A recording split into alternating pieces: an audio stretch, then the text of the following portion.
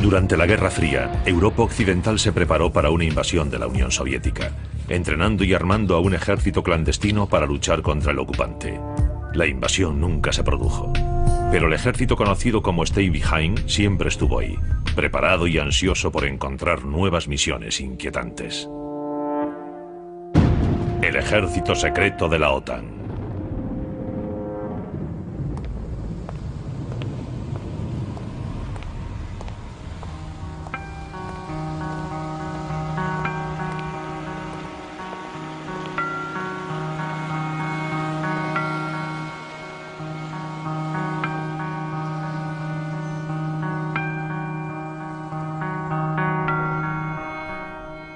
Este era el único banco de Milán que seguía abierto después de las 4 de la tarde.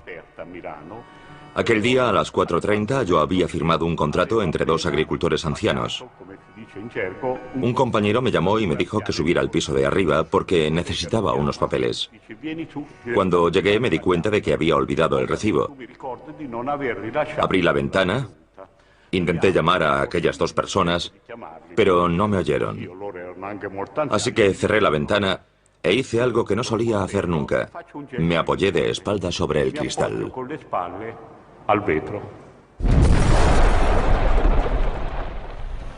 A las 4:37 de la tarde del 12 de diciembre de 1969, explotaba una bomba en la sucursal del Banco Nacional de la Agricultura en la Plaza Fontana de Milán.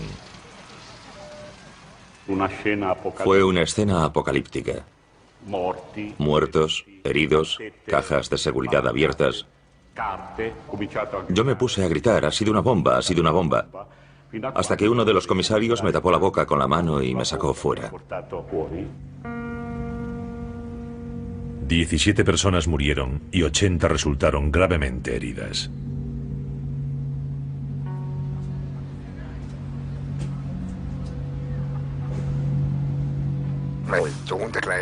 Mi hijo pequeño, Ignaz, volvió de su primer día de clase y me preguntó: «Papá, ¿podemos ir a la Oktoberfest?».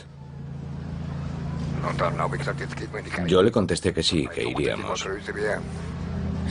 Se subieron al tren fantasma y mi hija, que era mayor que él, se bajó llorando. Así que su hermano le llamó Miedica. Después les compré un globo y ya nos volvíamos a casa cuando, cerca de la salida, de repente... La bomba que explotó en la Oktoberfest de Múnich el 26 de septiembre de 1980 mató a 13 personas y dejó más de 200 heridos. Cuando recuperé el conocimiento, empecé a buscar a mis hijos. Primero encontré al niño y le pregunté si estaba bien. Me contestó: «No es nada, papá, solo tengo un poco de frío». Así que me di la vuelta y caminé hasta donde estaba mi hija. Su cuerpo estaba destrozado, abierto. Me dijo, y nunca olvidaré sus palabras: «Papá, ayúdame, me duele mucho». Después murió. Mi hijo tenía 2 fragmentos de bomba en la cabeza. Así que los 2 murieron. Yo no hago más que preguntarme, ¿por qué?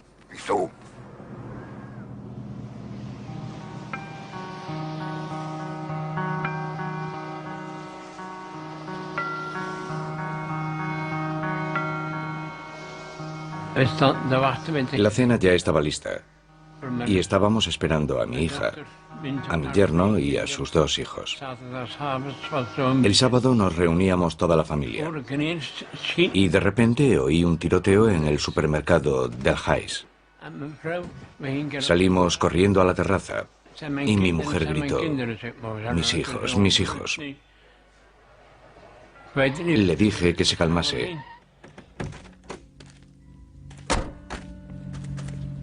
Fui a ver lo que pasaba. Las puertas del supermercado estaban abiertas de par en par y la gente intentaba salir. Yo quería entrar contracorriente, pero la gente me decía que no lo hiciera, que habían disparado sobre los clientes. Después me dijeron que habían matado a toda mi familia. El 9 de noviembre de 1985, un grupo de hombres armados abrió fuego en el supermercado del Heis, en Aalst, Bélgica. Hombres, mujeres y niños fueron tiroteados. 8 murieron y 8 resultaron heridos. Nadie lo entendió. No era una acción típica de gángster. Los gángsters no matan niños. Lo haces si te ordenan que lo hagas. Igual que máquinas. La masacre fue solo uno de los 16 asombrosos ataques similares perpetrados entre 1982 y 1985, que serían conocidos como masacres Brabant. En total, 28 personas murieron y 20 resultaron heridas.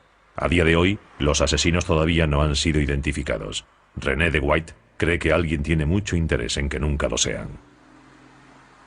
Si descubriésemos a los asesinos, probablemente también descubriríamos otras cosas. Durante un periodo de casi 15 años, Europa se vio sacudida por una serie de ataques terroristas. Las vidas de miles de personas cambiaron por completo. Pero a día de hoy, estas atrocidades siguen siendo un misterio. La bomba colocada en la Plaza Fontana de Milán fue uno de los peores ataques, pero 40 años después nadie ha sido condenado por este crimen.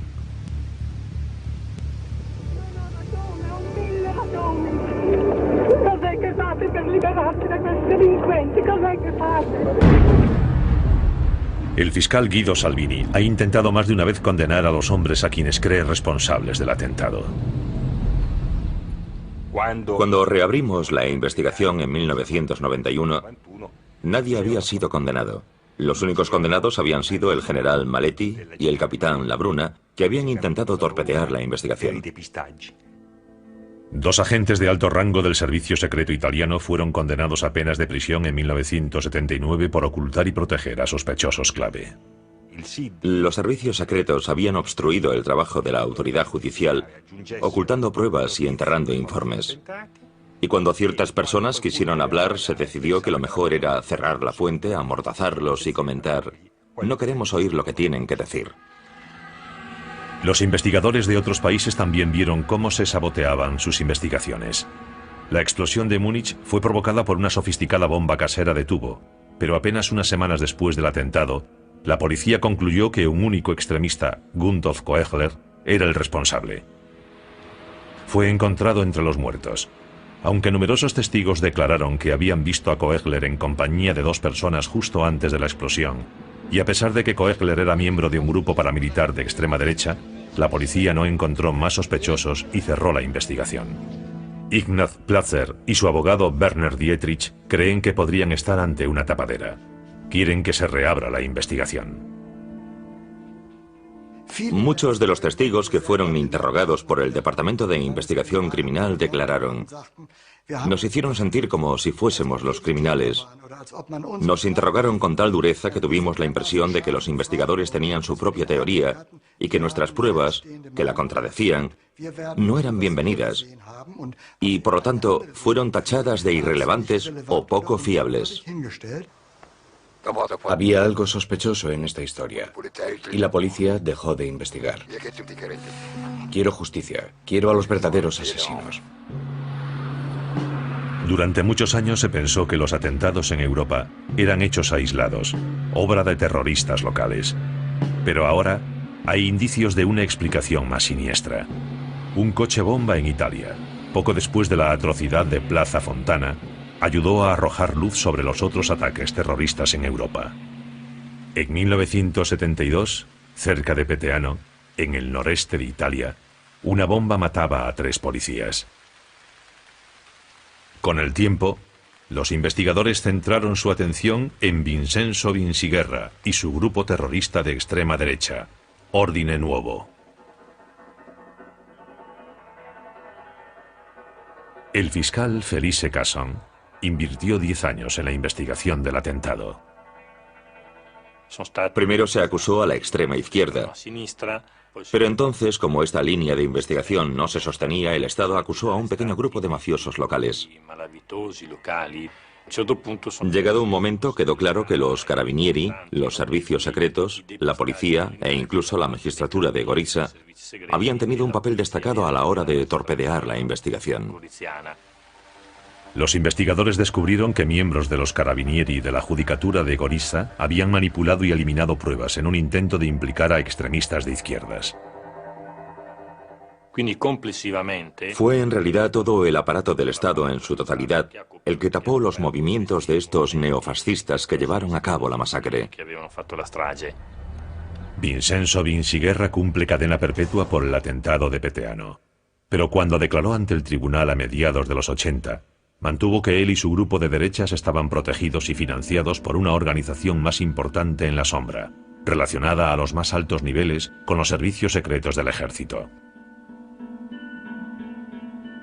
En su momento las declaraciones de Vinciguerra fueron desoídas, pero Casson, que le había llevado a juicio, siguió investigando.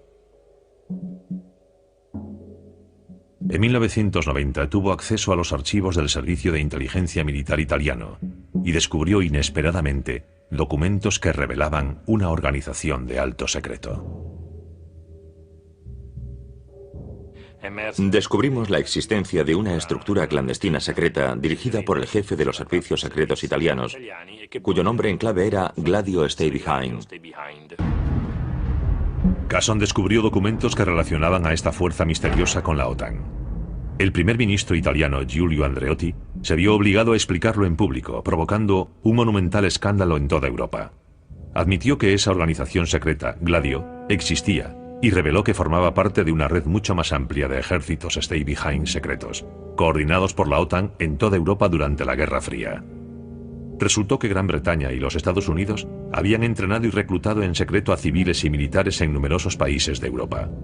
Su papel, según la versión oficial ofrecida por Andreotti, era formar un movimiento de resistencia en caso de una invasión soviética.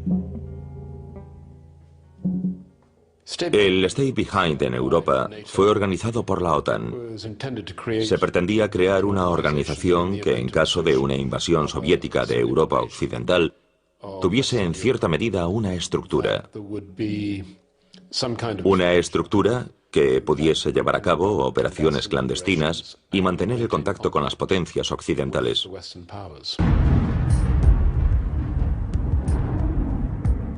Era una época muy diferente de la actual. Estábamos todavía en plena Guerra Fría, estábamos en plena confrontación entre el este y el oeste. Europa estaba verdaderamente dividida en dos. La gente siempre estaba pensando en una posible confrontación entre la OTAN y los países del Pacto de Varsovia. La Guerra Fría en ese sentido es un periodo en el que no hubo paz. Esta era una guerra fría, y la gente en la Guerra Fría moría de diferentes maneras. La conferencia de Yalta de 1945 había dividido al mundo en dos bloques. Aliados y soviéticos no se detendrían ante nada para mantener su influencia en sus respectivas esferas. En los primeros años posteriores a Yalta y al final de la Segunda Guerra Mundial, los temores de los Estados Unidos se basaban en la brutal ocupación por parte de la Unión Soviética de los países del este de Europa y de Alemania del Este. Russia's gigantic military machine stood almost intact, by far the biggest still left in the world. La principal preocupación de los aliados era que los soviéticos avanzasen sobre el resto de Alemania y que incluso cruzasen el Rin. El historiador Daniel Ganser es el primero que ha analizado las redes Stay Behind que había en Europa. Los mandos de la OTAN sabían que la Unión Soviética tenía muchos recursos humanos en suelo europeo, de modo que podría llegar muy rápidamente al Atlántico. Y si se produjese esa situación, tendrían que volver a acceder al territorio, y eso era difícil. Así que se dijeron, ¿por qué no lo hacemos antes? Creamos escondites de armas, ponemos armas, munición y oro, todo lo necesario en esos escondites. Así tenemos a personas ya entrenadas y que ya se conocen, y podrían estar muy activas en caso de una invasión soviética. En términos generales, una organización, una vez creada, nombraría a individuos de confianza que serían reclutados para participar en el Stay Behind. Después, recibirían entrenamiento, y algunos irían a Inglaterra, a Fort Monckton, donde están las instalaciones de entrenamiento de las SAS, en las afueras de Gosport.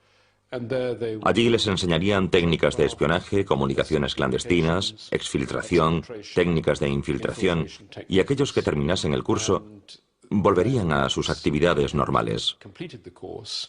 Muy probablemente actuarían como reservistas. El concepto Stay Behind nació de la experiencia en la Segunda Guerra Mundial de la Ejecutiva de Operaciones Especiales, una rama del Servicio Secreto británico MI6. La ejecutiva de operaciones especiales tenía como función principal el sabotaje en Europa. Trabajaba con redes en Francia, Bélgica. Su intención era desbaratar las líneas alemanas de suministros, volar trenes, etc.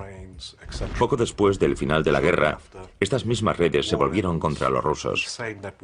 Los estadounidenses llegaron a finales de la década de 1940 con un montón de dinero. Tenían los recursos, tenían el equipo, podían superar al MI6 en todos los campos. We're going to send the men who can train them to fight that kind of war. And we have these men, experts in this kind of guerrilla warfare? You bet we have. Las investigaciones parlamentarias en Bélgica e Italia descubrirían posteriormente que las redes Stay Behind estaban dirigidas por los servicios secretos locales en estrecha cooperación con la CIA y el MI6 en más de 15 países europeos, entre ellos la neutral Suiza y Austria. En cada país, la red tenía su propio nombre: Gladio en Italia, SDRA8 en Bélgica. En Alemania se llamaba Überrollagenten. Los soldados de a pie de Gladio fueron reclutados en toda una variedad de frentes. No es posible estereotipar a las personas que participaron en Gladio, porque varían de país a país. El tipo de persona también varía dependiendo del terreno, de modo que podrían ser guardas forestales que trabajaban en las montañas o en los bosques, esquiadores, quién sabe, y en otros lugares eran claramente más urbanos. La mayoría estaban convencidos de que el comunismo era una amenaza, de modo que eran gentes de derechas, a veces de extrema derecha, pero también teníamos conservadores, católicos que solo querían defender a su país. Hombres como Franco Bortolomeoli, un técnico y paracaidista aficionado de Bolzano, en el norte de Italia. A principios de la década de los 60 yo tenía 19 años y simplemente por la aventura me apunté a un curso de paracaidismo. Un día el presidente de la asociación se me acercó y me dijo: si nuestro país fuese invadido por una potencia extranjera, ¿estarías dispuesto a hacer algo? Yo inmediatamente contesté que sí. Bien, has sido aceptado. Pregunté: ¿aceptado por quién? Cuanto menos sepas, mejor. Nuestra función no era detener al Ejército Rojo porque no habríamos sido capaces de detener a nadie, sino ayudar a la gente que viniese a ayudarnos a entrar en territorio ocupado.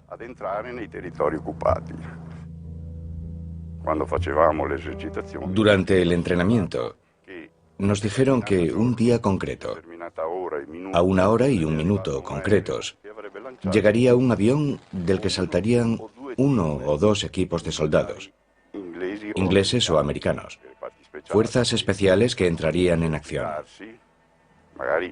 La hipótesis era que tal vez tendrían que tomar un cuartel del ejército invasor. Al igual que en Italia, la red belga Stay Behind se entrenaba en secreto durante maniobras militares regulares. Jean-Claude Marlet era el comandante del cuartel de Bielsam. En los años 80, esta era la sede de las maniobras de entrenamiento anuales del ejército belga, denominadas Oesling.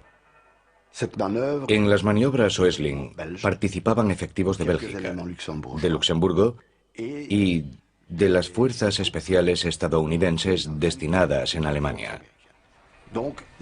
De modo que había efectivos tradicionales, pero también secretos, efectivos ocultos, efectivos con motivaciones y técnicas extremadamente confidenciales. Eran unas maniobras prácticamente secretas.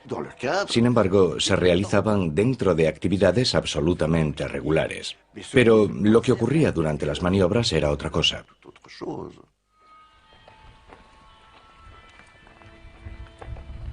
Lucien Disler era miembro del Stay Behind belga y responsable de la logística durante las maniobras.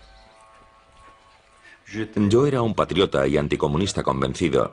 Yo estuve con quien me lo pidió. No sé si fue el Ministerio de Defensa quien me lo pidió, o si fue la OTAN, o si fueron simplemente los estadounidenses. No es mi problema.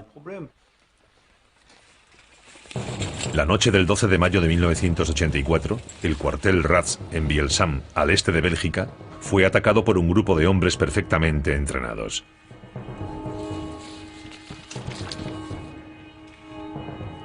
Un centinela fue abatido por el fuego de las ametralladoras y se robaron centenares de armas. El ataque al arsenal de Bielsam Fue un ejercicio de entrenamiento. Son ejercicios al límite, para crear la situación más realista posible, para poner a prueba la resistencia y capacidad de los soldados. Son ejercicios extremos, pero ejercicios, al fin y al cabo. El oficial de guardia estaba aquí, vigilando este bloque, y entonces se acercó hasta aquí. En ese momento, el otro salió desde esa esquina y le disparó con una ametralladora. El oficial cayó al suelo gravemente herido. Desde aquel día siempre había pensado que el ataque había sido un error de las maniobras, un accidente. Pero entonces, años después, me encontré cara a cara con el oficial al que habían disparado. Y me dijo, no es verdad, no fue así. Me dispararon para detenerme. Yo me tiré al suelo y fingí que estaba muerto. Entonces el tirador se acercó a mí e intentó matarme con una ráfaga de ametralladora. En ese momento me di cuenta de que no había sido un accidente, sino un intento de asesinato. Milagrosamente el guardia sobrevivió. Tras el ataque, los ejércitos belga y estadounidense negaron cualquier tipo de participación. Las autoridades sospechaban que Lucien Disler había tomado parte en el ataque, algo que él niega. No puedo decir que sé quién ha disparado. Si lo supiese, no estoy seguro de si lo diría. Porque tengo 70 años, pero quiero vivir algunos más. Es sencillo, no quiero aparecer muerto, colgado de un árbol, como un amigo mío en el sur de Francia. Sé las técnicas que utiliza esta gente.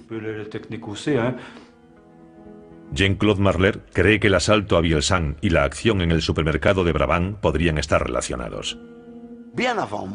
Mucho antes de mí ha habido altos magistrados, policías serios e investigadores que han encontrado semejanzas entre el asalto a Vielsalm y los asesinatos de Brabant. Yo he analizado minuciosamente la forma en que intentaron matar al centinela de Vielsalm y cómo murieron algunas de las víctimas de Brabant. Se trata de asesinos extremadamente lúcidos, perfectamente organizados, fríos, con un modus operandi totalmente militar.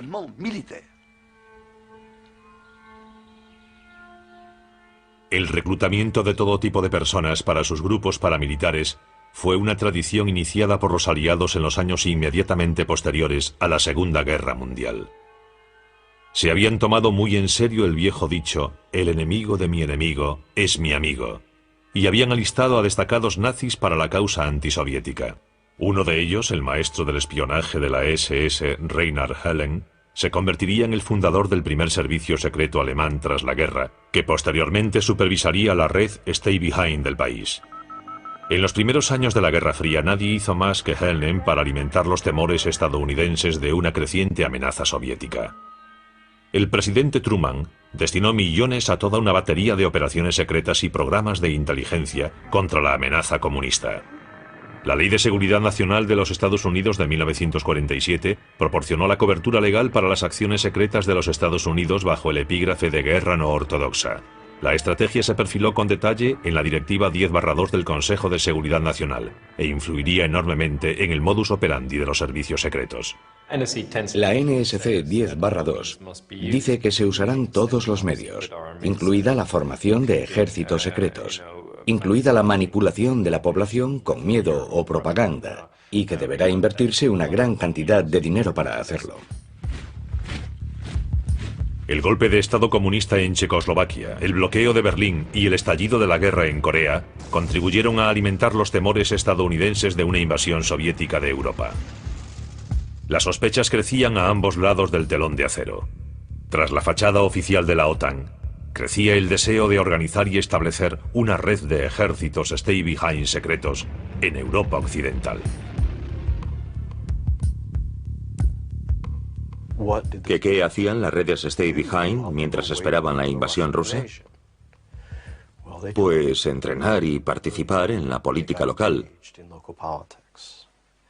Y ahí es donde vemos el impacto más importante y más dañino de estas organizaciones Stay Behind en los países de Europa Occidental. En los años de posguerra, los partidos comunistas de Europa Occidental experimentaron un enorme aumento de popularidad. Su relación con sus camaradas soviéticos era muy preocupante. En aquella época, Peter Schischel dirigía la oficina de la CIA en Berlín.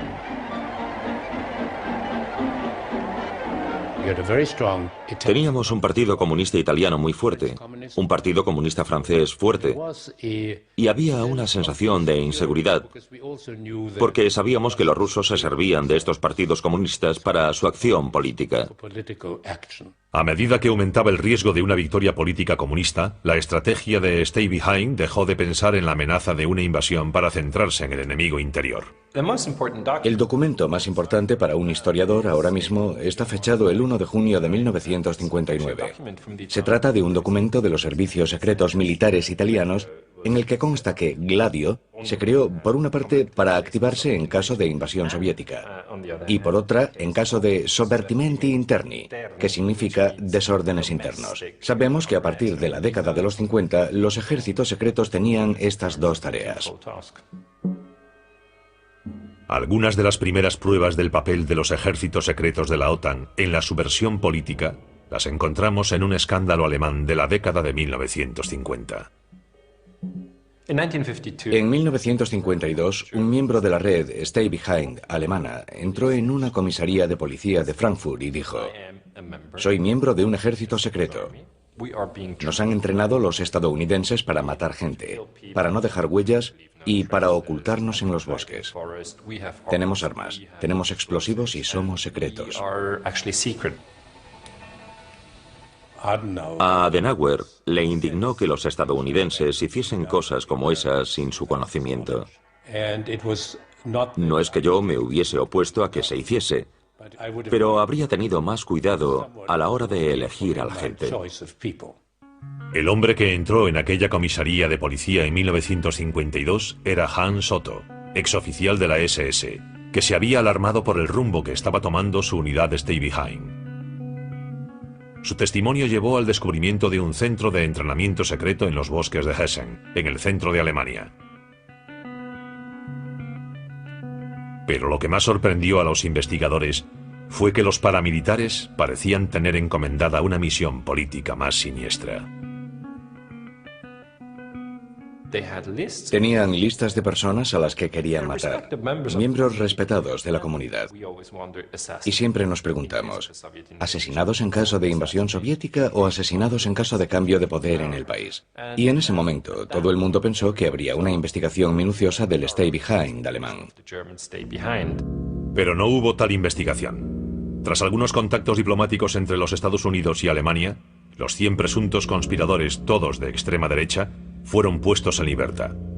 El caso se cerró y se olvidó rápidamente, hasta que un nuevo escándalo llegó a los titulares 30 años después.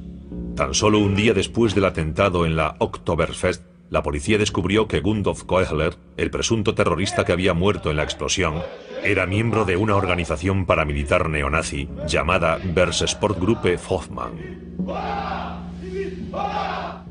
A Gundolf Koechler siempre le habían interesado las armas y los explosivos, incluso dentro del grupo Berserksportgruppe Hoffmann. Tras el atentado, la policía registró inmediatamente la casa de sus padres en Donaueschingen y encontró lo que describieron como un laboratorio de bombas. Pero solo encontraron productos químicos para fabricar explosivos caseros. Y la investigación había concluido que en el atentado de Múnich se habían usado explosivos militares. Uno se pregunta, ¿cómo consiguió este tipo de explosivos? En los días posteriores a la masacre, la policía interrogó a algunos de sus camaradas. Y esta gente, durante el interrogatorio, declaró: «Conseguimos nuestras armas y explosivos a través de otro extremista de derechas. Su nombre es Heinz Lemke». Y lo curioso es que nunca lo investigaron.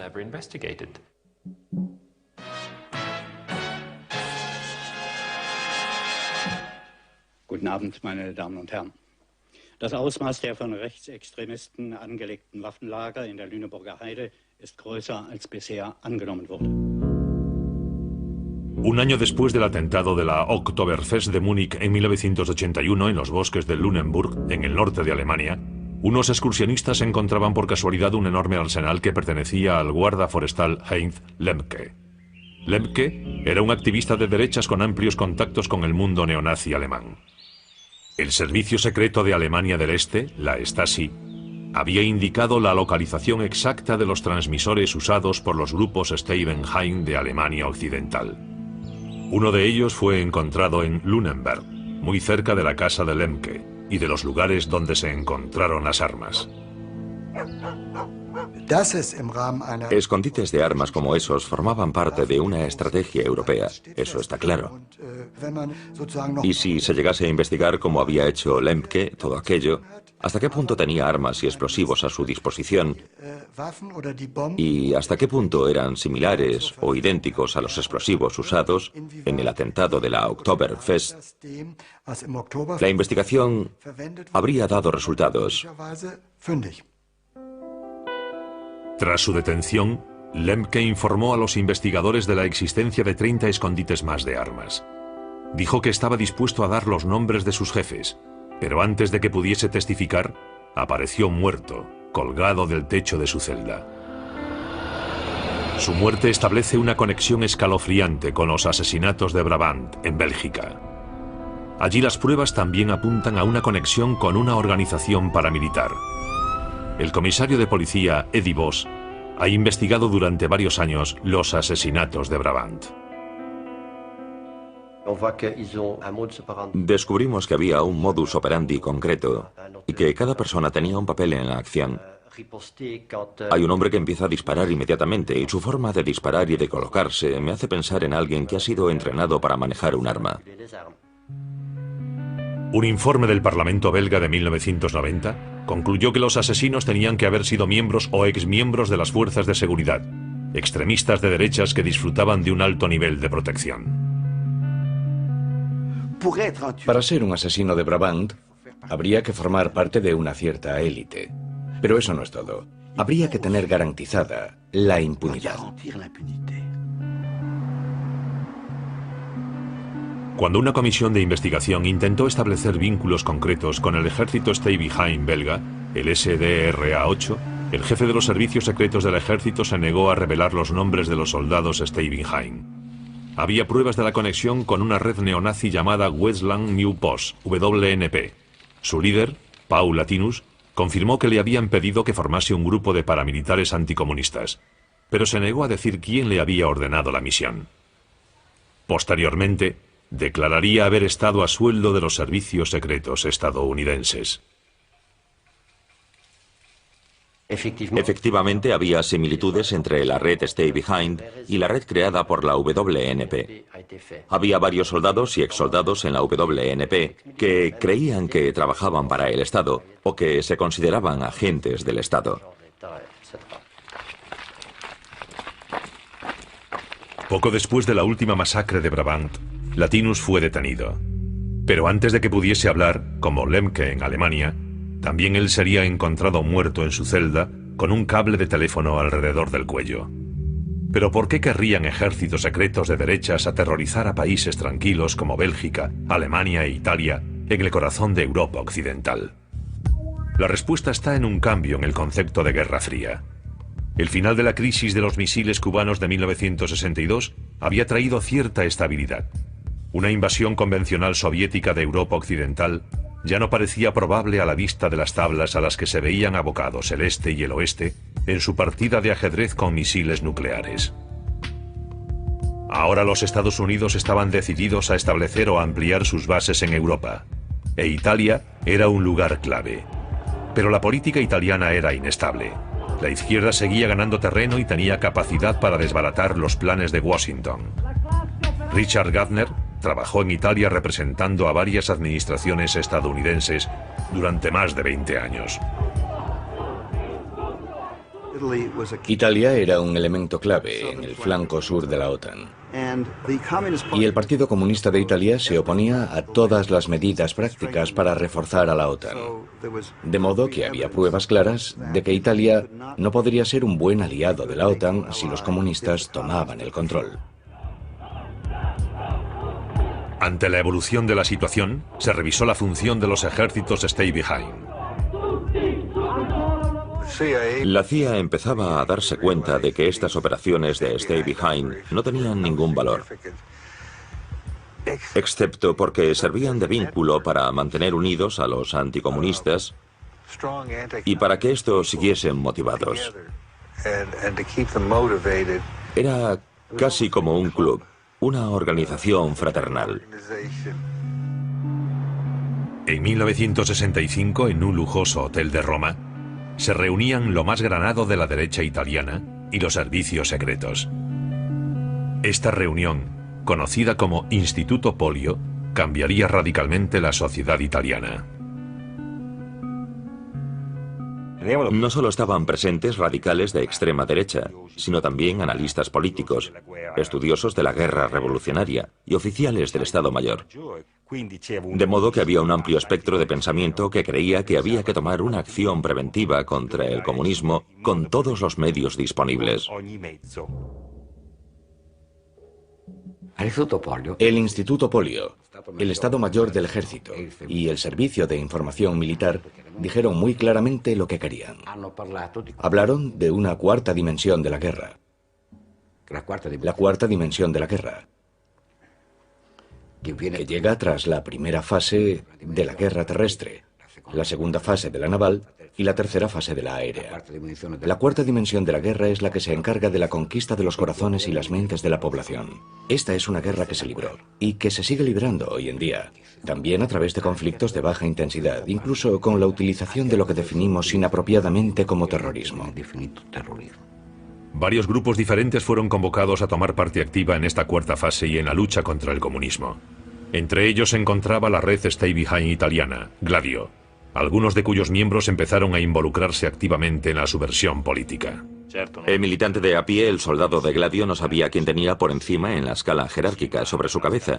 Pero cuando pensamos que los jefes de Gladio estaban en contacto con los de todos los servicios y con los de los diversos movimientos, eso nos hace pensar que tal vez la dirección venía de más arriba. Tras la reunión del Polio en Roma, Italia se vio sacudida por una serie de atentados con bomba. Al principio solo hubo daños materiales, pero con la masacre de Plaza Fontana en 1969, comenzaba uno de los períodos más oscuros en la historia italiana. Algunos historiadores creen ahora que formaba parte de un proyecto secreto semioficial conocido como la Estrategia de la Tensión. La estrategia de la tensión fue un fenómeno complejo en el que las diferentes figuras que participaron no compartían los mismos objetivos. Había grupos de extrema derecha que realmente querían destruir el sistema democrático con un golpe de Estado, como en otros países. A su lado, por supuesto, estaba la mayor parte de los jefes militares, una parte de los servicios secretos y de las fuerzas conservadoras en general, que usaban a este primer grupo, pero que, en vez de apuntarse a un golpe de Estado propiamente dicho, lo hacían a una estabilización de las instituciones. Desestabilizar el orden público para estabilizar el orden político y para justificar una intervención represora que sería recibida con alivio por la población. La gente quiere vivir en paz, quiere andar tranquila por la calle. No quiere correr el riesgo de entrar en un banco o subirse a un tren y morir porque un asesino desconocido ha puesto una bomba.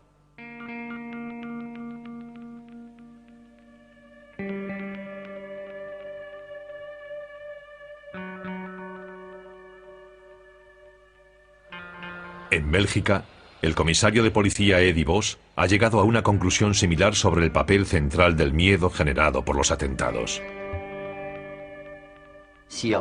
Aquí en Bélgica teníamos soldados en casi todos los aparcamientos de las grandes superficies.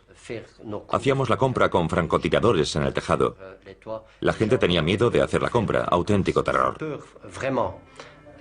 Y eso, naturalmente, se inscribe dentro de esta estrategia, que es un elemento importante del terrorismo. Bélgica tenía miedo. Una vez que el miedo atenaza a la población, puedes convencerla de que haga cualquier cosa. Los asesinatos en la Bélgica de 1980 tuvieron lugar en una época de inestabilidad política. Decenas de miles de manifestantes se habían lanzado a la calle para protestar contra los planes de los Estados Unidos de instalar nuevos cohetes nucleares en suelo belga. Fue un periodo bastante turbulento en Bélgica debido a la instalación de aquellos misiles. Hubo centenares de miles de personas que salieron a la calle y aquello no gustó a todo el mundo. La gente se dio cuenta de que Bélgica era un poco el cajón desastre de la OTAN. Y teníamos que demostrarle al gran hermano americano que éramos gente seria.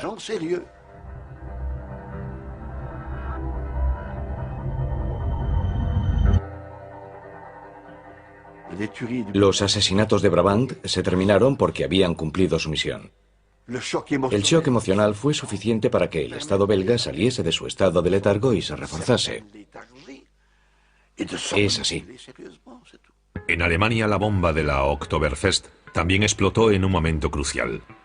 El canciller del Partido Socialdemócrata, Helmut Schmidt, era considerado por algunos demasiado débil para hacer frente al terrorismo de extrema izquierda de la facción del Ejército Rojo y a los movimientos antinucleares que estaban surgiendo. Según la prensa, elementos del servicio secreto estaban decididos a llevar a un hombre de la línea dura, Franz Josef Strauss, al poder.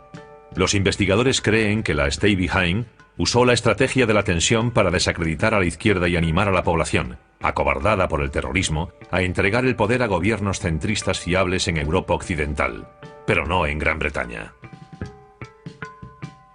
Los servicios secretos del Reino Unido son una organización independiente y no pueden participar en política partidista.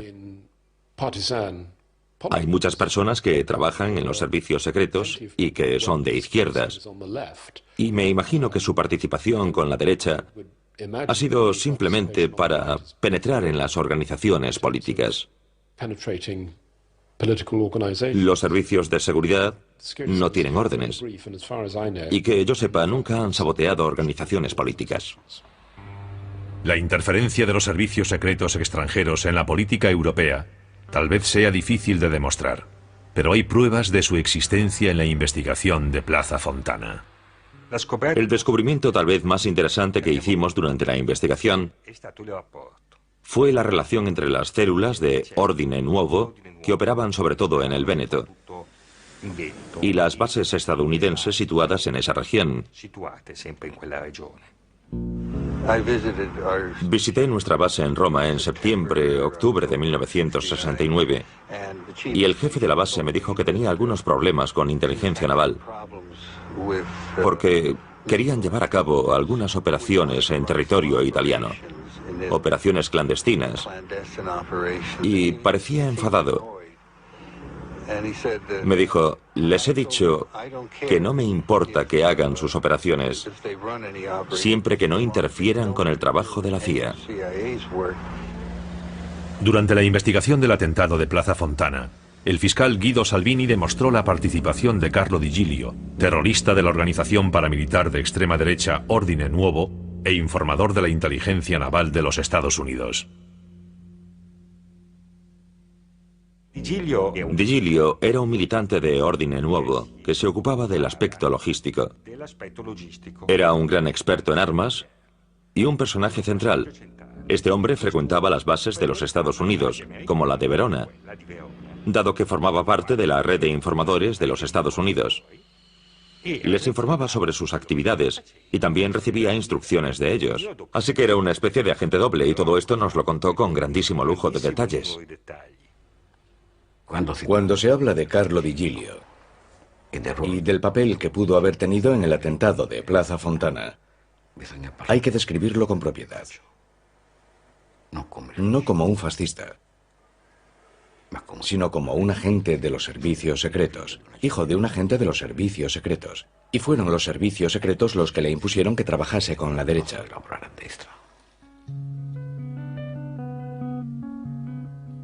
Di Giglio reconstruyó para nosotros todas las fases que llevaron a Plaza Fontana.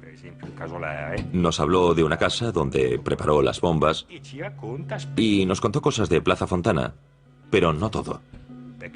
Porque él, como técnico, ayudó en la preparación de los explosivos, pero se quedó en Mestre cuando el coche con las bombas inició su viaje hacia Milán.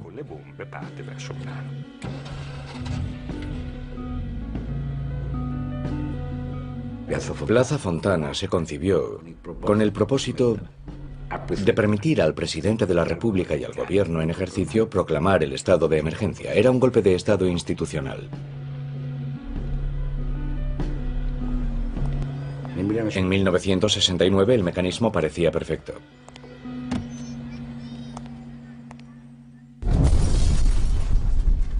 El culpable de la masacre de la Plaza Fontana fue identificado inmediatamente como el anarquista Pietro Valpreda.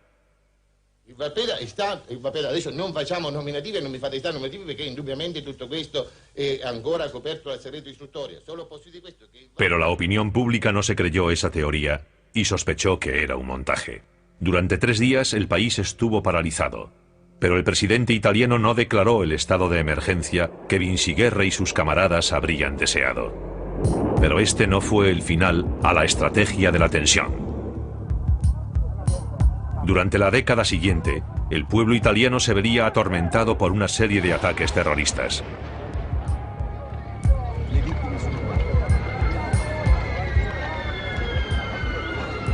El clímax llegó con el atentado en la estación de Bolonia, que dejó 85 muertos y más de 200 heridos.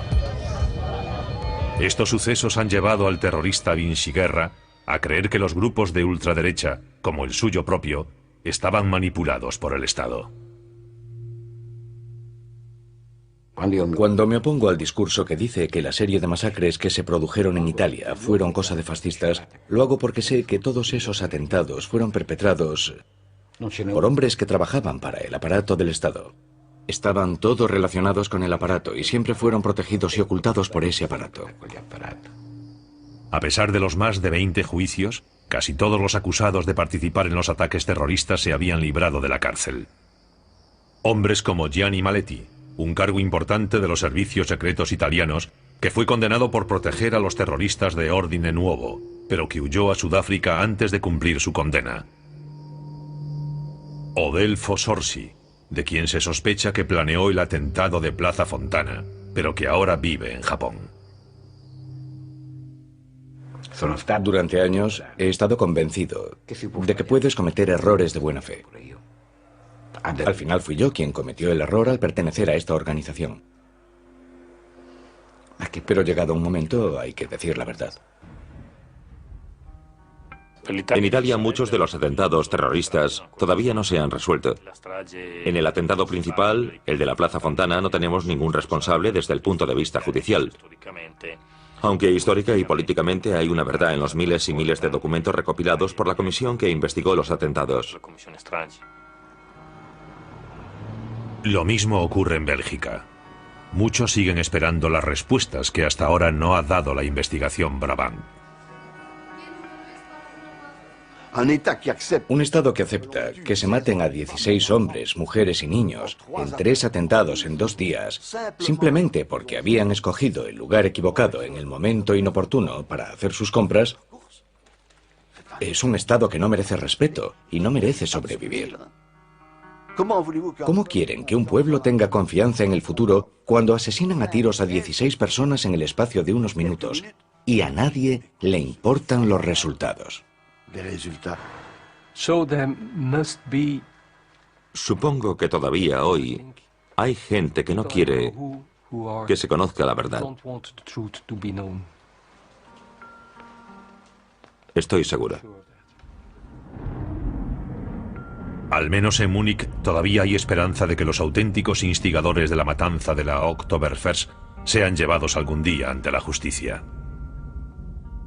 La mejor oportunidad de averiguar quién estaba realmente detrás de este atentado se presentó justo después de que explotase la bomba. Los testigos que declararon que Keller iba acompañado deberían haber sido interrogados con mayor rigor. Hoy hay pruebas recogidas en el escenario de un crimen que pueden ser analizadas con los últimos métodos científicos. En los últimos años hemos visto que muchos crímenes sin resolver se han resuelto de esta manera. El abogado Werner Dietrich y las víctimas Platzer y Martínez siguen intentando reabrir la investigación del atentado de la Oktoberfest, pero han descubierto que muchas de las pruebas originales han desaparecido. Desgraciadamente, la oficina del Ministerio Fiscal me ha informado de que muchas pruebas que pensaban que tenían han sido destruidas o han desaparecido. No queda ni rastro de ellas. ¿Cómo pueden destruir las pruebas del juicio? En otros casos se procesa a los sospechosos. Aquí estamos, ante asesinos en masa, y han destruido las pruebas. Es bastante inusual que en una investigación que no ha prescrito ni se ha cerrado judicialmente, los fragmentos de bombas y los restos corporales se destruyan. La pregunta es qué tipo de intereses se ocultan tras todo esto y qué se quiere tapar. Seguiré luchando hasta que aparezcan los culpables. La historia del ejército secreto de la OTAN no está cerrada. En noviembre de 1990, el Parlamento Europeo condenó a Gladio y Stay Behind. Solicitó una investigación completa, que todavía no se ha llevado a cabo, y el total desmantelamiento de estas estructuras paramilitares. Pero casi 20 años después, no hay ninguna prueba de que estos ejércitos secretos hayan sido licenciados. Esas personas a las que les entusiasman las operaciones secretas deberían recordar, en primer lugar, que no son secretas durante mucho tiempo. Y deberían preguntarse, si su operación se hiciese pública, ¿cuál sería la reacción no solo en los Estados Unidos, sino en el país involucrado? ¿Qué haría eso a la autoridad moral de los Estados Unidos? El legado de Stay Behind es que las tácticas que crearon estas redes en un primer momento siguen en vigor y continúan usándose hoy en día. Son procedimientos de actuación habituales. La gente que paga el precio por todo ello son hombres y mujeres normales de todo el mundo. El miedo a un enemigo como el comunismo había creado un arma secreta que parecía actuar fuera de control. Tal vez las guerras contra los nuevos enemigos del siglo XXI traigan pesadillas similares que tendrán que ser investigadas por las generaciones futuras.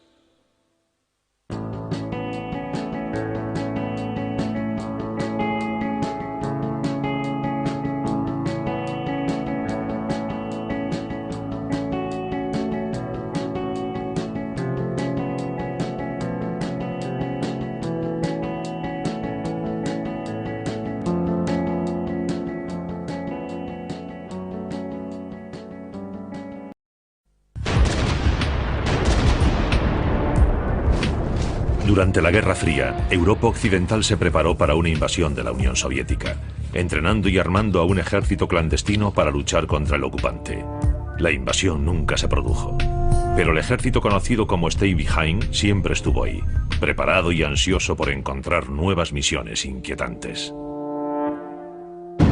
El ejército secreto de la OTAN.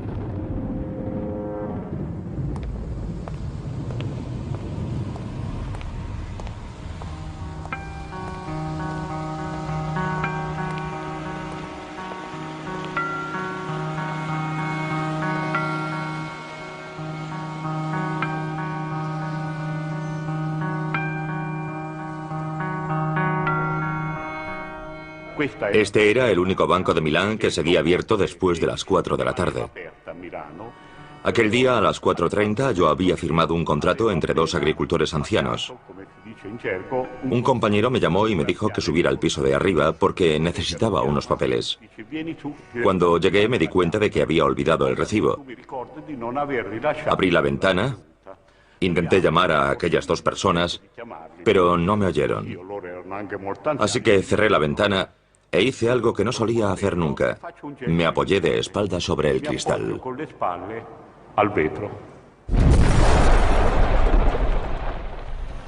A las 4:37 de la tarde del 12 de diciembre de 1969, explotaba una bomba en la sucursal del Banco Nacional de la Agricultura en la Plaza Fontana de Milán. Fue una escena apocalíptica. Muertos, heridos, cajas de seguridad abiertas. Yo me puse a gritar, ha sido una bomba, ha sido una bomba, hasta que uno de los comisarios me tapó la boca con la mano y me sacó fuera.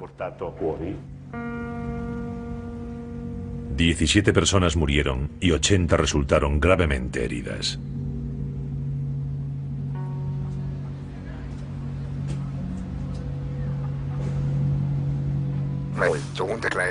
Mi hijo pequeño, Ignaz, volvió de su primer día de clase. Y me preguntó, papá, ¿podemos ir a la Oktoberfest? Yo le contesté que sí, que iríamos. Se subieron al tren fantasma y mi hija, que era mayor que él, se bajó llorando.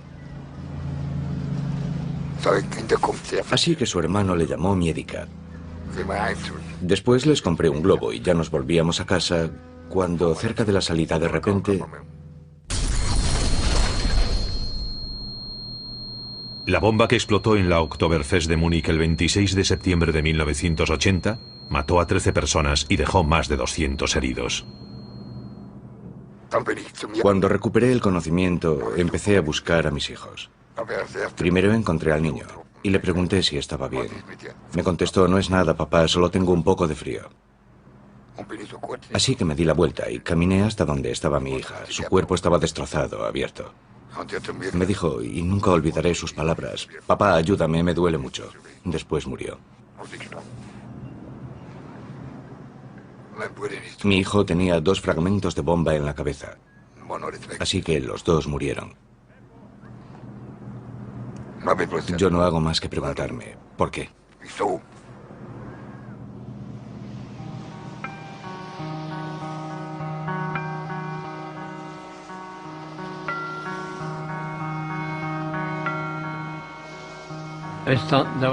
La cena ya estaba lista y estábamos esperando a mi hija, a mi yerno y a sus 2 hijos. El sábado nos reuníamos toda la familia y de repente oí un tiroteo en el supermercado del Heis. Salimos corriendo a la terraza y mi mujer gritó, mis hijos, mis hijos. Le dije que se calmase. Fui a ver lo que pasaba. Las puertas del supermercado estaban abiertas de par en par y la gente intentaba salir. Yo quería entrar contracorriente, pero la gente me decía que no lo hiciera, que habían disparado sobre los clientes. Después me dijeron que habían matado a toda mi familia. Los carabinieri, los servicios secretos, la policía e incluso la magistratura de Gorica habían tenido un papel destacado a la hora de torpedear la investigación. Los investigadores descubrieron que miembros de los carabinieri de la judicatura de Gorica habían manipulado y eliminado pruebas en un intento de implicar a extremistas de izquierdas. Fue en realidad todo el aparato del Estado en su totalidad el que tapó los movimientos de estos neofascistas que llevaron a cabo la masacre. Vincenzo Vinciguerra cumple cadena perpetua por el atentado de Peteano. Pero cuando declaró ante el tribunal a mediados de los 80, mantuvo que él y su grupo de derechas estaban protegidos y financiados por una organización más importante en la sombra, relacionada a los más altos niveles con los servicios secretos del ejército. En su momento las declaraciones de Vinciguerra fueron desoídas, pero Casson, que le había llevado a juicio, siguió investigando. En 1990 tuvo acceso a los archivos del Servicio de Inteligencia Militar italiano y descubrió inesperadamente documentos que revelaban una organización de alto secreto. Descubrimos la existencia de una estructura clandestina secreta dirigida por el jefe de los servicios secretos italianos, cuyo nombre en clave era Gladio Stay Behind. Casson descubrió documentos que relacionaban a esta fuerza misteriosa con la OTAN.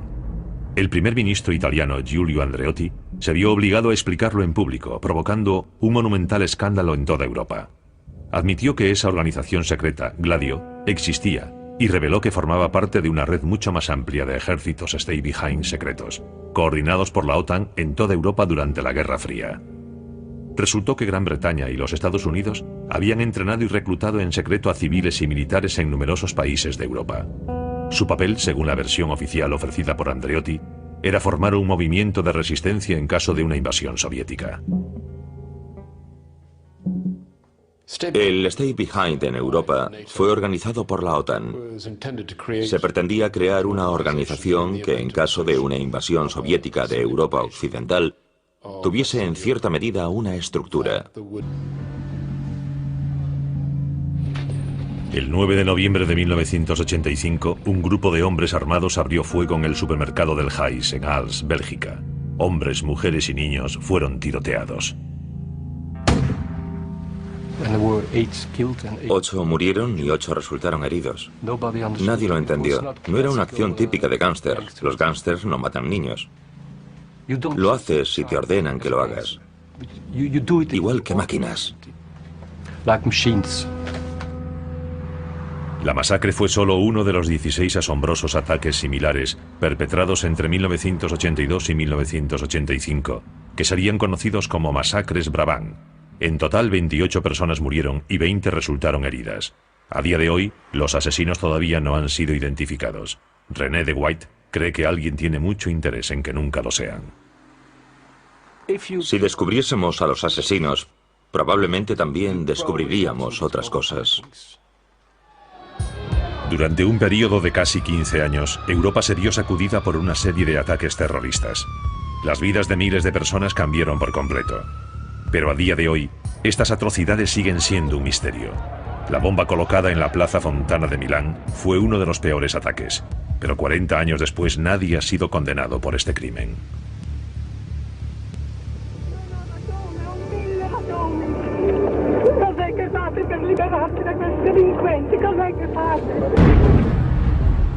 El fiscal Guido Salvini ha intentado más de una vez condenar a los hombres a quienes cree responsables del atentado. Cuando reabrimos la investigación en 1991, nadie había sido condenado. Los únicos condenados habían sido el general Maletti y el capitán Labruna, que habían intentado torpedear la investigación. 2 agentes de alto rango del servicio secreto italiano fueron condenados a penas de prisión en 1979 por ocultar y proteger a sospechosos clave. Los servicios secretos habían obstruido el trabajo de la autoridad judicial, ocultando pruebas y enterrando informes. Y cuando ciertas personas quisieron hablar, se decidió que lo mejor era cerrar la fuente, amordazarlos y comentar: no queremos oír lo que tienen que decir. Los investigadores de otros países también vieron cómo se saboteaban sus investigaciones. La explosión de Múnich fue provocada por una sofisticada bomba casera de tubo, pero apenas unas semanas después del atentado, la policía concluyó que un único extremista, Gundolf Koechler, era el responsable. Fue encontrado entre los muertos. Aunque numerosos testigos declararon que habían visto a Koechler en compañía de 2 personas justo antes de la explosión, y a pesar de que Koechler era miembro de un grupo paramilitar de extrema derecha, la policía no encontró más sospechosos y cerró la investigación. Ignaz Platzer y su abogado Werner Dietrich creen que podrían estar ante una tapadera. Quieren que se reabra la investigación. Muchos de los testigos que fueron interrogados por el Departamento de Investigación Criminal declararon: nos hicieron sentir como si fuésemos los criminales. Nos interrogaron con tal dureza que tuvimos la impresión de que los investigadores tenían su propia teoría y que nuestras pruebas, que la contradecían, no eran bienvenidas y, por lo tanto, fueron tachadas de irrelevantes o poco fiables. Había algo sospechoso en esta historia y la policía dejó de investigar. Quiero justicia, quiero a los verdaderos asesinos. Durante muchos años se pensó que los atentados en Europa eran hechos aislados, obra de terroristas locales. Pero ahora hay indicios de una explicación más siniestra. Un coche bomba en Italia, poco después de la atrocidad de Plaza Fontana, ayudó a arrojar luz sobre los otros ataques terroristas en Europa. En 1972, cerca de Peteano, en el noreste de Italia, una bomba mataba a 3 policías. Con el tiempo, los investigadores centraron su atención en Vincenzo Vinciguerra y su grupo terrorista de extrema derecha, Ordine Nuovo. El fiscal Felice Casson invirtió 10 años en la investigación del atentado. Primero se acusó a la extrema izquierda, pero entonces, como esta línea de investigación no se sostenía, el Estado acusó a un pequeño grupo de mafiosos locales. Llegado un momento, quedó claro que